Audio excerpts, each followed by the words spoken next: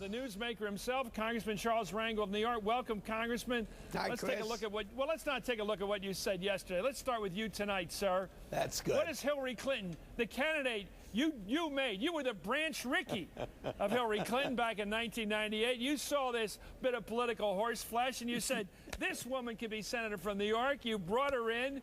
You told her the ways of New York. How does she win tonight in this big debate with Barack Obama and John Edwards? Well, she's an exciting lady, and she's certainly proven herself in the Senate. And I can tell you something, that Barack is one guy that makes us proud to be an American, much more importantly, an African American. I think that this is an exciting time, as you well stated, in our country, not only for the country, but for our party as well, to have these dynamic candidates out there. It's historic, and I'm certain that America will win as a result of it. Do you feel the change in the air? I mean, I'm trying to think, Mr. Rangel, you and I have known each other a long time. I'm thinking back to 80, where it went the other way to the Republicans. I'm thinking of 60, where it went to the Democrats. I'm thinking of 52, where it went to the Republicans. 32, neither of us remember that. One of those years where everybody wants something really different. Do you feel that now? I really do, and as you said, with the backdrop of a war that no one really understands, the loss of Americans and so much human life, it's one of the periods in our American history that we are not proud of. To see what's happening to the economy, I truly believe that more Americans now are going to participate.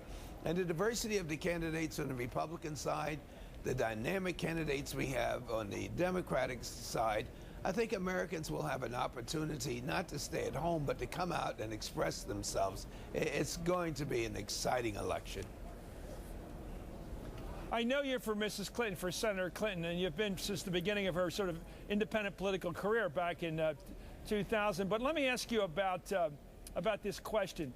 Do you think the country has changed enough in your lifetime to be open-hearted and open-minded about the idea of an African American as our leader? I don't want to give anything negative in what appears to be such a positive atmosphere in which this campaign is going. History is not on our side for Americans to say that they support blacks until they get inside the voting booths. We've had some terrible political setbacks where we thought America was ready for African American mayors and senators. And I just hope, after all, Senator Obama is a different type of person. And in his race, more than any other that I can remember, notwithstanding his color has not been an issue in the campaign. Yeah. And so things have changed, and I only hope that America's changed with it. I think if you take a look at Iowa, if I had to put money down, I would have lost tremendously. But I think that was one of the most exciting things that I've seen in recent political history. Do you think there's still a question about how people are going to vote? White people, if you will, are going to vote. Are they going to vote the way they say they're going to vote? You still have a question mark on that? I do, because we haven't seen a real poll analysis of what people are doing. I just don't want to prejudge. After all, it's been hard for me to get excited about Iowa and New Hampshire and South Carolina. I take a look at the whole country. And I just don't believe that the whole country has proven itself in the past for us to have any preconceived ideas that things have changed overnight. But you know, things do happen, and if it has to happen in terms of bringing out people, Obama has proved that he can. I think in a final analysis, whether you're white or black, you want to do what's best for the country, what makes you feel more secure at a time of war, what makes you feel more secure in terms of where the economy is going, and have some compassion for the people that have suffered for so long with this present administration. And so I do believe, whether you're white or black, that you're going to come out and respond to those things. And that's why I think this election, historically, is going to be so much different than anything I've seen in recent history. What's your biggest hope as a Democrat for the next president, if he or she is a Democrat, to get done in the next year? Next year now. We're in 08 now, so it's next year.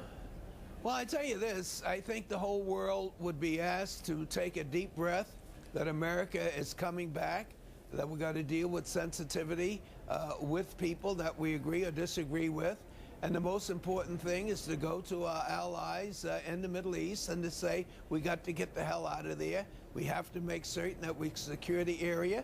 We plant every seed that we can in order to have democracy, but to have some respect, some mutual respect for the people that we disagree with. I think this would restore some faith that the world, and certainly Americans, has had in its government.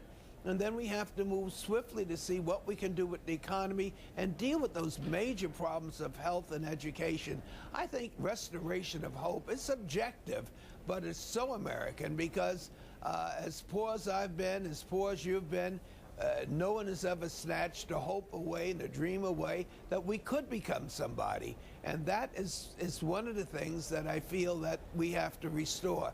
And so no matter who the president is, I want her to make certain that she restores the confidence in our great country. You are so funny. U.S. Congressman Charles Rangel.